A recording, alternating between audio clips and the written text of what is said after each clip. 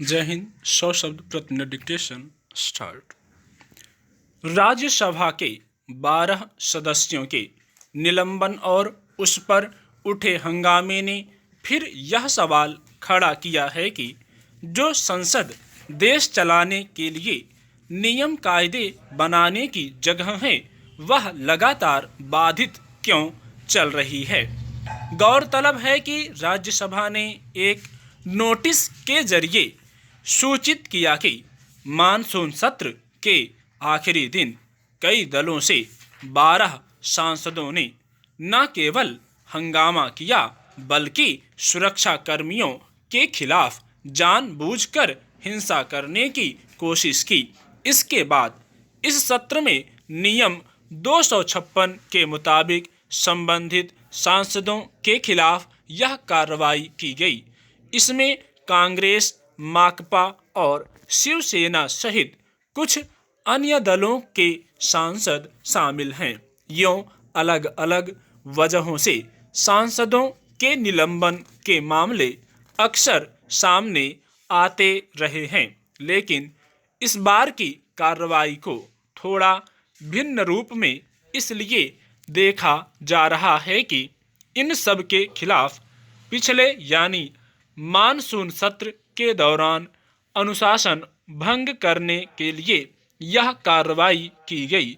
यह मामला खास इसलिए भी है कि इस बार एक साथ राज्यसभा के सबसे ज़्यादा 12 सांसदों को मौजूदा शीतकालीन सत्र की शेष अवधि के लिए निलंबित किया गया।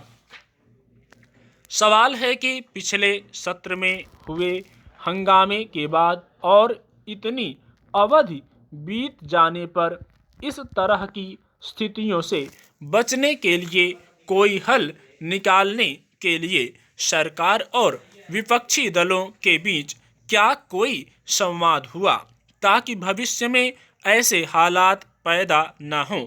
अब राज्यसभा में हुई अचानक कार्रवाई के बाद स्वाभाविक ही विपक्षी दलों के बीच क्षोभ पैदा हुआ है और वे सांसदों का निलंबन वापस लेने की मांग कर रहे हैं। साथ ही उन्होंने पूरे सत्र के बहिष्कार की बात भी की। अगर सरकार भी अपनी जिद पर अड़ी रहती है और सदन के बाधित रहने या एक पक्षीय तरीके से चलने के हालात बनते हैं तो अंदाजा लगाया जा सकता है कि संसद के कामकाज में लोकतंत्र कितना बचा रहेगा। इसका एक पहलू यह जरूर है कि सदन के कामकाज पर प्रतिदिन का खर्च काफ़ी बैठता है और आखिर उसका बोझ आम जनता पर ही पड़ता है। मगर ज़्यादा अहम यह है कि जहां हर मुद्दे और मसले पर संसद में सभी दलों के सांसदों और जनप्रतिनिधियों के बीच पर्याप्त विचार और बहस होनी चाहिए, वहां हंगामे, विवाद या अन्य वजहों से असहमति के लिए जगह खत्म होती जा रही है। इसमें कोई शक नहीं कि सदनों में जनप्रतिनिधियों का आचरण मर्यादा के अनुकूल होना चाहिए और इसका पालन उन्हें खुद सुनिश्चित करना चाहिए, लेकिन यह अकेले विपक्ष की जिम्मेदारी नहीं है। सत्ता पक्ष की भूमिका इसमें ज़्यादा महत्वपूर्ण है। अगर विचार, बहस और असहमत के लिए जरूरी जगह बनाई जाए तो यह न सिर्फ सदन की लोकतांत्रिक गरिमा बल्कि व्यापक जनता के हित में होगा।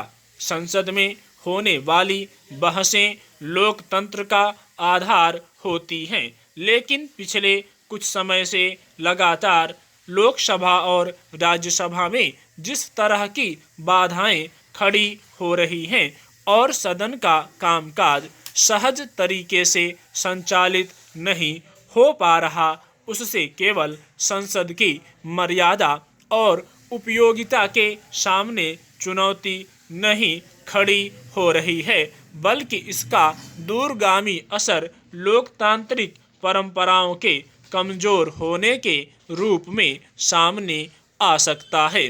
अनेक मौकों पर देखा गया कि व्यापक महत्व के विषयों से जुड़े विधेयक भी बिना बहस के पारित कर दिए गए। अगर इस प्रवृत्ति ने एक परंपरा की शक्ल ले ली तो इसका हासिल बाधित लोकतंत्र होगा। स्टॉप।